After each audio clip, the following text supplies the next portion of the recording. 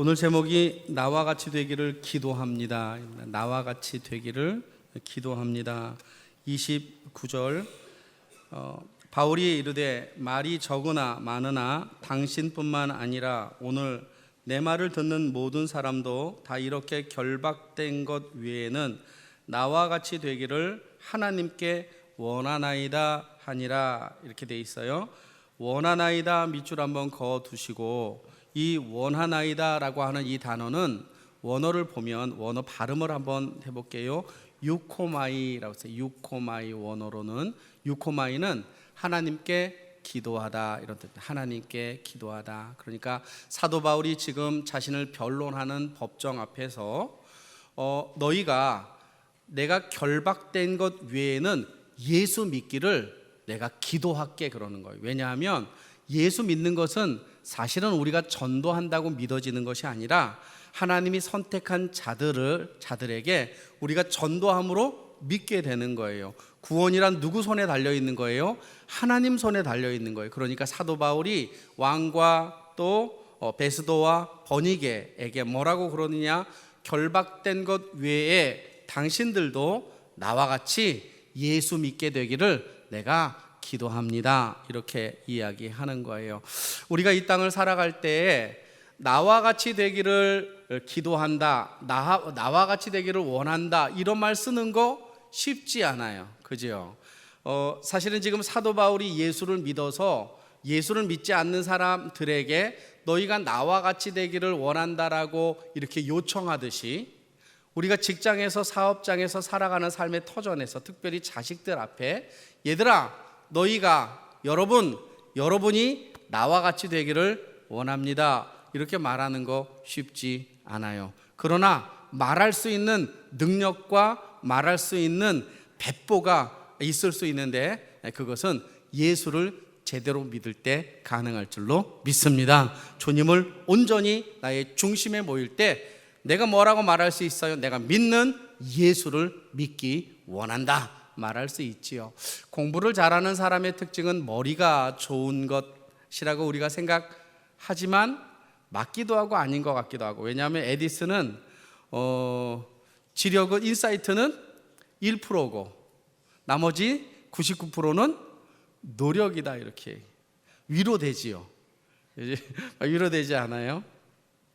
사람이 공부를 잘하려고 해도 기초가 있어야 하고, 신앙생활을 잘하려고 해도 기초가 있어야 하는데, 신앙생활의 기초는 봉사나 헌금이나 여타 다른 것이 아니라 예수를 온전히 믿는 것인 줄로 믿습니다. 예수가 내 안에 중심으로 있을 때. 그래서 교육을 상징하는 사자성어 중에 본, 립, 도, 생이라는 사자성어가 있습니다. 논어에 나오는 건데, 본, 립, 도, 생이라는 사자. 이거는 뭐냐면 근본이 세워지면 도는 따라온다. 예수를 확실하게 믿으면 영향력은 나타난다, 이런 겁니다. 월드 피플이라고 하는 잡지가 있는데, 여기에 중국인 의사 하나를 소개했어요. 1919년 4월 12일자 월드 피플에 나와 있는 사람입니다. 이 사람은 이름이 시웨이이고 장수성 암 전문 병원의 의사 전문의입니다. 그런데 이 사람이 이 월드 피플에 실리게 된 그 이유가 뭐냐 하면, 의사인데 14년 동안 가난한 자들을 위하여서 자기의 헌금과 자기의 물질과 자기의 뭐 이렇게 벌어놓은 것을 이게 거의 다 이렇게 가난한 사람을 위해서 주었어요. 이분은 아버지가 의사였고, 아버지 의사가 그렇게 가난한 자들 위하여 사는 것을 보고 자라난 거예요.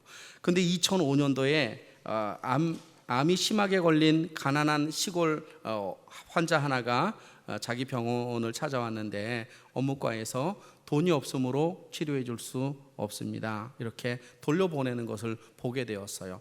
그 전까지는 그도 그냥 범인, 일반인과 똑같이 살았는데, 그 상황을 딱 보는 그 순간 그분의 생각이에요. 돈이 생명이구나. 우리의 생각과는 좀 달라요. 그러나 돈이 없으면 저 사람 죽겠구나 하는 생각에 자기가 가지고 있는 돈으로 그 사람 치료비와 그다음 수술비를 다 이렇게 제공했던 것이 시발점이 되어서 무려 14년 동안 그는 가난한 자에게 자기 봉급을 다 이렇게 기부했습니다. 병원에서 환자들이 누가 도대체 내 입원비를 내줬습니까? 이렇게 물어보면 자선단체에서 도왔습니다 라고 하면서 14년 동안 한 번도 걸리지 않은 거예요. 사람들에게 들키지 않고 숨어서 이렇게 봉사를 했었죠.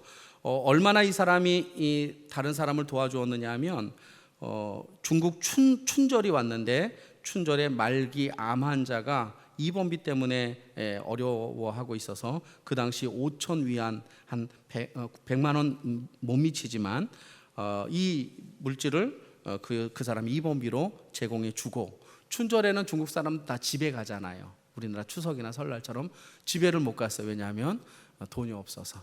그래서 자식과 아내와 함께 집에서 이렇게 보냈습니다. 그에게는 딸이 하나 있는데 초등학교 1학년, 그의 아내는 간호사예요. 그래서 자기가 돈을 벌어서 가난한 자에게 이렇게 베푸는 것을 그의 아내도 같은 마음으로 협력해 주었고, 또 1학년 딸도 시간이 있으면 엄마 아빠 병원에 와서 이렇게 힘든 사람들을 간호하고 도와주는 이러한 삶을 살았어요. 딸에게 물어봤어요. 내 장래 희망이 무엇이냐? 딸의 장래 희망은 역시 간호사나 의사였습니다. 여러분, 우리가 이 땅을 살아갈 때 자녀를 가르쳐서 살 거라고 생각하면 안 됩니다. 자녀는 부모의 가르침대로 살지 않습니다. 자녀는 부모의 모습을 따라 삽니다. 믿음의 삶이라는 것은 무엇일까?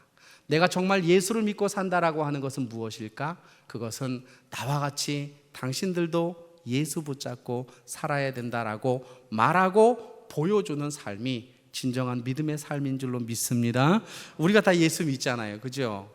전부 다 예수 믿잖아요. 그러니까 하나님이 우리를 바울과 같이 쓰실 거예요. 아직 예수를 제대로 만나지 못한 사람들은 기도하면 돼요. 주여 나를 만나 주시옵소서. 그러면 하나님이 시도 때도 가리지 않고 어느 날 갑자기 우리를 만져주실 줄로 믿습니다.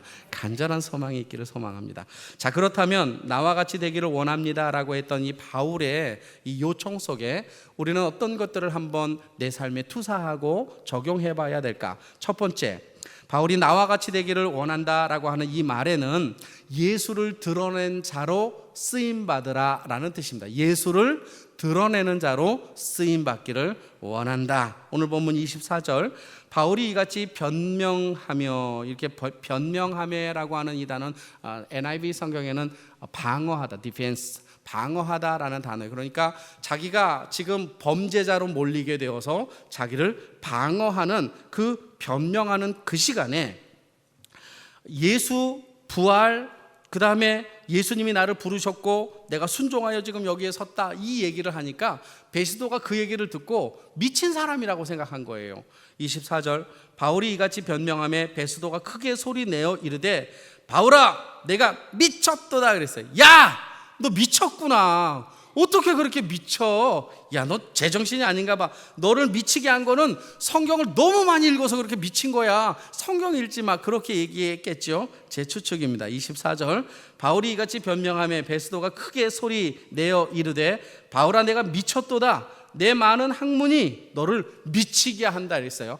여러분, 신약 성경에 미치다라는 단어는 5번 딱 나와요. 디모데후서에 한번 나오고 이 사도행전에 4번 나와요. 4번. 12장에서도 한번 나오고. 근데 여기 25절에도 또 나와요. 바울이 이르되 베스도 각하여 내가 미친 것이 아니고 나는 참되고 온전한 말을 합니다. 여기서 온전하다라고 하는 단어는 나는 분명히 말합니다라는 뜻이에요. 여러분, 예수 만나면 분명히 말할 수 있어요. 예수 만나면 온전하게 분명하게 그분이 우리의 인생을 책임지고 우리가 그분 때문에 죽음에서 생명으로 옮겨졌다라고 분명하게 말할 수 있어요. 그죠? 여러분 다 예수 만났죠? 내 중심에 예수가 본립, 도생, 내 삶의 중심으로 딱 서 있는 거예요. 여기서 미쳤다라고 하는 이 헬라어 이 단어는 헛소리하다라는 뜻이에요. 헛소리하다. 근데 이 헛소리하다라는 단어를 국어 사전에서 찾아보니까 정신을 잃은 상태에서 중얼거리다 이런 뜻이에요. 그러니까 정신을 잃고 중얼거리는 말로 복음이 지금 전달되고 있는데 그 얘기를 저놈 정신병자네, 지금 나에게 중얼거리고 있네, 이렇게 정도로만 본 거예요. 그런데 이 미쳤다라고 하는 이 단어 노마이라고 하는 이 헬라어의 파생어가 있는데 영어에 우리가 다 아는, 여기 있는 사람이 모두 다 아는 단어로 파생이 됐어요. 그 단어가 바로 마니아라는 뜻입니다. 마니아는 한 가지 일에 집중하다라고 하는 거예요. 그러니까 어찌 보면 맞는 거예요. 어찌 보면 이 베스도가 너 미쳤구나라고 하는 그 말이 어쩌면 맞아요. 이 사도 바울은 오직 누구에게만 꽂혀 있는 거예요? 예수에게만. 그러니까 이 바울의 삶을 통해서 베스도가 예수를 보지 못할 리가 없는 거예요. 저놈은 정상적인 게 아니에요. 이성적으로 봐서는 정상적인 게 아니에요. 그러나 믿음의 눈으로 봐서는 정상적인 거죠. 우리가 이 땅에 살아갈 때 사람들이 나를 보면서 야, 너 예수에 좀 미쳐봐라, 이런 얘기 혹시 들어보셨어요? 안 들어보셨구나. 가끔 가다가 이제 아내는 열심히 믿음 생활하고 남편이 좀 믿음 생활 덜하면 뭐라고 경고하느냐면 너 예수의 어지간히 미쳐라. 들어보시면 손 들어보세요. 너 예수의 어지간히 미쳐라. 예수 왜 너 미쳐서 돈 갖다 주냐? 막 이렇게. 너 미쳐서 그렇게 교회에서만 사냐? 막 이렇게 얘기하죠. 어떤 분은 그렇게도 말하지 않고 너 목사한테 미쳤냐? 이렇게 또 얘기하시는 분이, 물론 제가 잘생겨서 당연히 그러리라고 저는 확신을 하지만, 여러분, 우리가 예수가 내 안에 있다, 그 중심에 예수가 내 삶의 근본으로 들어있다, 그러면 우리를 통해서 감춰지지 않는 거예요. 죽어가는 사람들이 내가 죽어가는 상황 속에서도 주님 붙잡고 기도하는 그 모습을 보면서 나를 통해서 드러나신 그 예수를 발견하게 되고 주께로 돌아올 줄로 믿습니다. 우리의 삶을 통해 예수를 드러낸다는 것, 우리에게 얼마나 큰 기쁨인지 몰라요. 그것이 어쩌면 우리에게 능력이 아닐까. 1940년도에 일제가 진사참배를 요구했을 때 평양에 있었던 최봉석 목사님이 계셨어요. 이분은 최권능이라고 유명하신 분인데, 이분은 36살에 늦게 예수를 믿고 신학을 해서 평양 신학교를 나와서 이제 그 목회를 하게 되었는데 1940년도에 세상을 떠났어요. 1940년도에 감옥에 들어갔다가 1944년도에 세상을 떠났어요. 근데 감옥에서 너 예수 안 믿으면 살려줄게, 그러면서 너 예수 믿을래 안 믿을래, 그러면 이분은 항상 이렇게 얘기했어요. 예수 천당, 불신 지옥 그랬어요. 때리면 예수 천당, 때리면 불신 지옥. 미쳐버리는 거죠. 그러니까 일본 순사들이 뭐라고 그랬겠어요? 너 미친놈 아니냐? 맞으면 아약을 해야지. 넌 맞으면 예수, 맞으면 천국, 맞으면 지옥, 맞으면 예수, 이게 도대체 제정신이냐, 이렇게 얘기를 했죠. 두들겨 패다가 간부가 와가지고 넌 도대체 네 속에는 뭐가 들었길래 마저도 예수 얘기밖에 안 나오느냐 그랬더니 물 한 컵 갖다 달라고 했어요. 물 한 컵을 가져왔어요. 얼음이 들어갔어요. 잠시.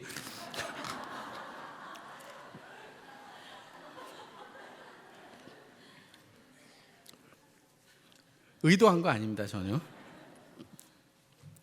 딱 들면서 물을 가득 채우라고 그랬어요. 가득 채웠어요. 나를 흔들어 보라고 그랬어요. 나를 흔들었어요. 물이 넘쳤어요. 내 안에 예수가 가득함으로 나는 건드릴 때마다 예수밖에 나올 게 없다 그랬어요. 여러분, 우리가 이 땅을 살 때 우리 연약하잖아요. 우리 부족하잖아요. 어떻게 우리가 나 정말 예수 믿는 사람이야, 나와 같이 되라고 말할 수 있겠어요? 근데 그럼에도 불구하고 성령의 인도하심으로, 주님의 도우심으로 나를 통해 예수를 드러내기를 원하심을 믿기를 축원합니다. 나를 통해서 예수를 드러내기로 쓰임받기 원하신다는 거예요. 사도 바울이 나와 같이 되기를 원한다라고 하는 두 번째는 영혼을 귀히 여기는 자로 살기를 원하신다는 거예요. 영혼을 귀히 여기는 사람으로, 사람을 보되 그 사람을 사람으로 보는 것이 아니라 그 사람을 주관하고 있는 하나님의 눈빛으로 그 영혼을 바라보는 것이죠. 이 베스도가 부임한 지 얼마 되지 않았기에 오늘 보면 아그리빠 왕은 헤롯 아그리빠로서 분봉왕이에요. 예루살렘의 분봉왕이었는데 베스도를 찾아왔어요. 베스도가 권력이 더 높아요. 베스도가 분봉 왕이었지만 로마에서 세운 왕이었기 때문에 이 아그리빠 왕은 아그리빠 2세인데 아그리파 1세 자기 아버지가 누구냐 하면 사도행전 12장에 야고보 사도를 그냥 칼로 이렇게 목을 쳐서 죽였던, 그래서 머리에 벌레가 먹어서 죽었던 사람이 자기 아버지고, 이 아그리파 1세 헤롯 아그리파 1세의 아버지는 누구냐면 헤롯 대왕으로 마태복음 2장에 보면 예수의 탄생을 예언받고 나서 2살 이하의 남자아이를 싹 죽여라라고 했었던 정말 아주 잔인한 사람이 이 헤롯 대왕이. 그러니까 이 헤롯 가문은 예수 믿는 거에 적대적인 관계를 가지고 있는 거예요. 근데 아그리빠가 베스도가 부임을 했으니까 인사하러 가야죠. 왕이긴 하지만 인사하러 간 거예요. 이 아그리빠는 분봉 왕으로서 자기가 가지고 있는 권력이 두 가지가 있었는데, 특별히 나머지도 물론 있었겠지만 첫 번째는 성전에서 일어나는 모든 사건과 사고를 자기가 책임지는 것을 하고 있었고, 두 번째는 대제사장을 임명하는 걸 누가 하였느냐? 이 아그리빠 왕이 했어요. 근데 대제사장, 그 당시 대제사장은 사두개파에서 이 대제사장들이 나왔는데 돈 주고 산 거예요. 그러니까 아그리빠 왕이 정상적인 유대의 계보에 따라서 레위인 중에 대제사장을 세우지 않고 돈을 주는 사두 개인들 중에 이렇게 성직 매매로 이렇게 세운 거예요. 그러니까 얼마나 악한 왕이에요. 나쁜 놈이죠. 그리고 얼마나 나빴냐면 자기보다 한 살 어린 여자 동생과 동거해 버렸어요. 친동생과 동거를 했어요. 그 인연이 누구냐? 30절 왕과 총독과 버니게 동그라미 쳐보세요. 버니게. 이 버니게는 시집을 한번 갔었는데 남편이 죽자 누구에게로 돌아왔느냐? 그 오빠에게 돌아와서 오빠하고 동거하고 살았어요. 이거는 말종이죠.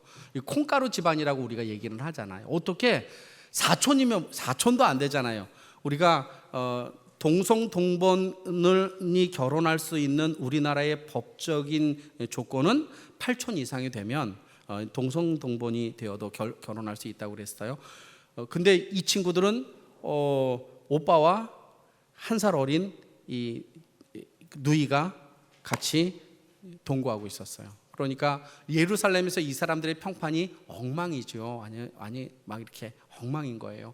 근데 희한한 건 뭐냐면 이 베스도도 정권에 눈이 멀어 있었던 사람. 이 사람은 정권에 눈이 멀어서 2년 뒤에 죽어버려요.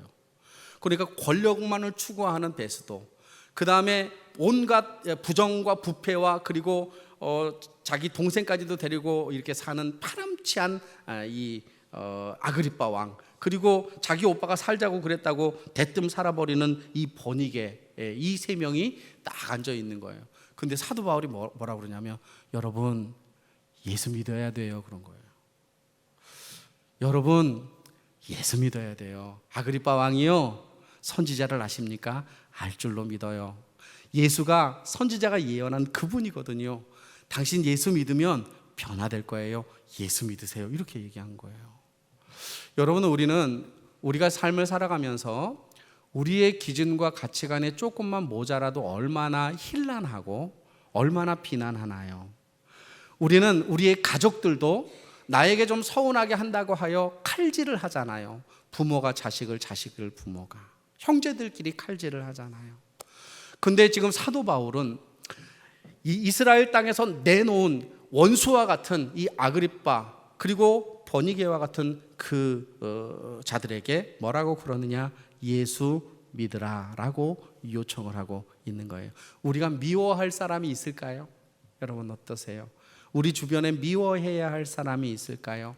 우리는 말할 때 우리는 내 생각에 평가를 담아 자주 말해요. 사람은 말할 때 평가를 말하면 안 돼요. 있는 사실을 그대로 말해야 그 사람에게 상처를 주지 않는 것인데 우리는 내 평가를 실어서 이야기하죠.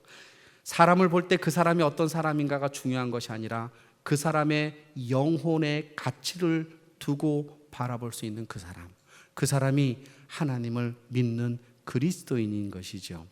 여러분, 바리새인과 사두개인이 어느 날 예수님을 붙잡으려고 현장에서 간음하는 여인을 끌고 왔어요. 남자는 도망가 버리고 여자 하나를 끌고 왔어요. 상상 한번 해보세요. 현장에서 했으니까 옷을 제대로 입었을까요? 옷을 제대로 추려 입었을까요? 여자는 현장에서 간음하다가 붙잡혔으니 얼마나 치욕스럽게 생각했겠어요. 끌려왔어요, 예수님 앞에. 그리고 예수님께 뭐라고 그래요? 네가 사랑을 외쳤으니까 이 여자 율법을 어겼는데 돌로 쳐야 될까 말아야 될까, 이렇게 예수님을 올무에 빠뜨리려고 질문을 던진 거예요. 이때 예수님이 그 상황 속에서 죄 있는 자는 누구든지 치라 그랬더니 다 이렇게 떠나갔다라고 그랬어요. 이 상황 중에 제가 보는 것은 무엇이냐면, 그렇게 믿음 생활 열심히 했고 하나님 열심히 섬겼고 율법을 열심히 행했던 사두개인과 바리새인은 가늠한 여인을 예수 잡는 도구로 썼다는 거예요. 사람을 도구로 썼다는 거예요. 그러나 예수님은 가늠한 그 여인을 인격으로 대해 주셨다는 거예요. 우리가 이 땅을 살아갈 때 내가 정말로 예수를 믿는가? 그럼 나는 아내에게 어떤 말을 하는가? 나는 남편에게 어떤 말을 하는가? 나의 자녀에게 물론 저도 화나면 막해요. 그러나 지금 사도 바울은 이렇게 얘기하는 거예요. 하나님은 우리를 통해 영혼을 귀히 여기라 라고 말씀하고 있다. 영혼을 귀히 여기는 저와 여러분 되기를 소망합니다. 마지막으로 세 번째, 오늘 본문 읽지 않은 30절에서 32절, 왕과 총독과 번이게가 사도 바울의 이야기를 이렇게 쭉 듣고 나를 그리스도인 만들지 말라 그래서 그들은 이제 심판받을 거예요. 예수를 안 믿었으니까 심판받겠죠. 어쨌든 그 세 명이 자리에서 일어나서 옆방으로 갔어요. 옆방에 가서 회의를 했는데 아무리 봐도 쟤는 무죄야 그랬어요. 그래서 31절, 물러가 서로 말하되 이 사람은 사형이나 결박을 당할 만한 행위가 없다고 그랬어요. 그러면서 아그리빠가 이런 얘기하는 거예요. 쟤 바보였어, 바보짓 했어. 왜 바보짓 했느냐? 32절, 이에 아그리빠가 베스도에게 이르되 이 사람이 만일 가이사에게 상소하지 아니하였더라면 석방될 수 있었는데 쟤 바보 아니야? 괜히 로마 황제에게 간다라고 해가지고 지금 무죄인데 걸려들었어. 아이 바보, 만약에 상소하지 않았으면 살았을 텐데, 이렇게 말한 거예요. 근데 이것도 사실이 아니에요. 왜 사실이 아니냐 하면 베닉스 앞에서 변론할 때 이 베닉스가 무죄여서 이를 누구에게 넘기려고 했냐면 산헤드린 공회에 넘기려고 그랬어요. 근데 산헤드린 공회에 넘어가는 것 때문에 사도 바울은 아니다, 나는 예루살렘에 있는 사람들에게, 우리 공회의 심판을 받지 않고 로마로 가서 난 로마 시민권을 가졌으니까 로마 황제에게 판단을 받겠다, 이렇게 얘기했어요. 산헤드린 공회에 가서 그가 판단받았다면 어떤 일이 벌어지느냐면, 얼마 전에 그 모델이 있어요. 판례가 있었어요. 그 판례는 예수였어요. 그 판례는 예수였네. 산헤드린 공회에서도 그 누구도, 빌라도도 예수가 무죄하다라고 하는 것을 판결했음에도 불구하고 유대인들의 외침 때문에 그는 무죄였지만 십자가에 달려 죽고 말았죠. 바울은 만약에 산헤드린 공회에 그가 상소하지 않아서 산헤드린 공회에 갔다 그러면 아마 그도 예수와 같이 산헤드린 공회에서 죽여버렸을 거예요. 그러면 뭐가 안 돼요? 하나님의 계획도 안 되고 자기의 비전도 틀어지는 거예요. 그래서 사도 바울은 미리 공회에 가서 무죄 판결을 받아 자유함을 누리기보다 주님이 말씀하신 대로 나는 죄인이라도 나는 로마에 가서 가이사 앞에서 복음을 전하겠다라고 하는 굳은 마음을 가지고 있었어요.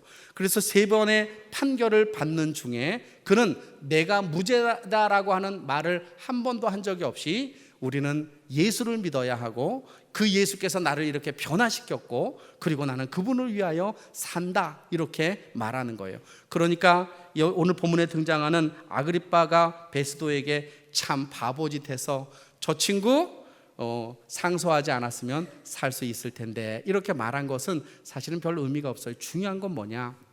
사도 바울은 어떤 상황이든지 간에 자신을 하나님께 맡기는 삶을 살았던 거예요. 그가 어디를 가든지 자신을 하나님께 맡겼죠. 죄인이 되어도 하나님께 맡기고 두들겨 맞을 때도 하나님께 맡기고 지금 이 3번의 판결도 다 누구에게 맡겨요? 자기의 무죄를 주장하는 것이 아니라 오직 예수라고 그는 그 판결의 모든 것을 하나님께 맡겼어요. 여러분, 하나님께 우리의 인생을 맡기는 자는 하나님이 책임져 주실 줄로 믿습니다. 우리의 신앙의 핵심이 뭘까요?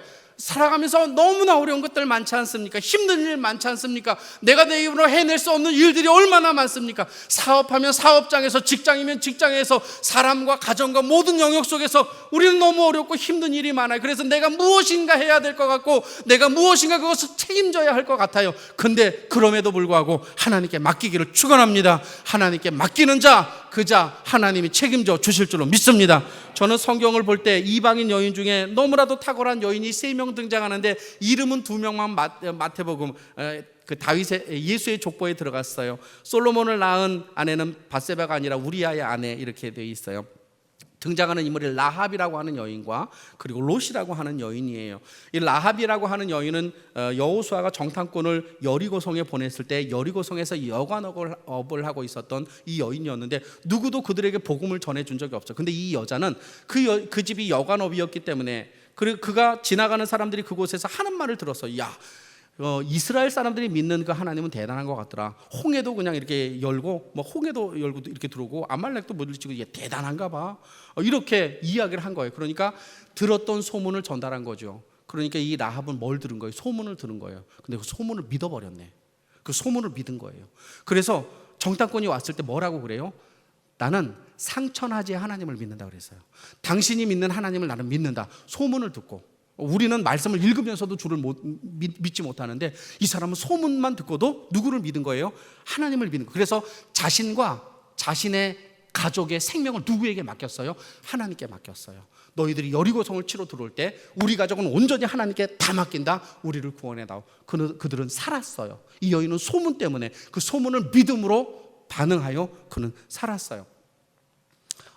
롯이라고 하는 여자는 엘리멜렉과 나오미가 베들레헴에서 살고 있었다가 너무 환경이 어려워서 기근이 있어서 모압으로 이민을 간 거예요. 근데 이민을 가서 아들 둘을, 말론과 기론을 결혼을 시켰어요. 근데 마치 다른 사람이 보기에 저주가 그 집안에 임한 거예요. 어떤 저주가 임했느냐? 나오미의 남편이었던 엘리멜렉이 죽어버렸어요.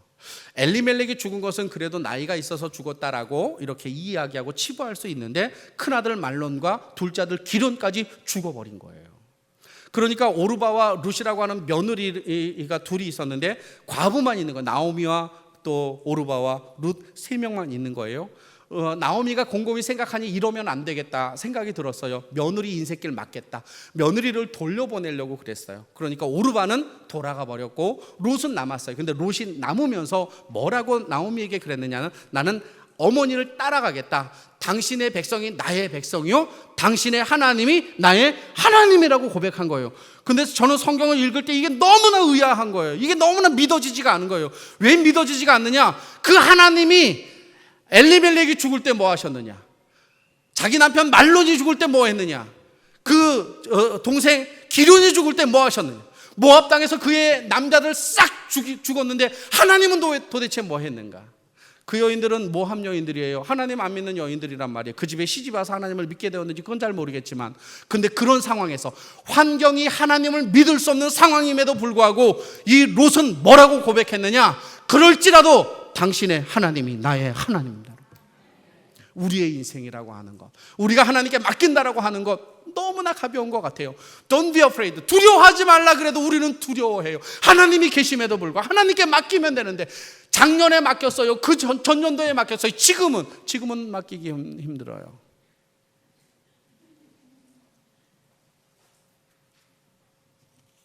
죄송합니다. 제가 또 열이 받쳐가지고.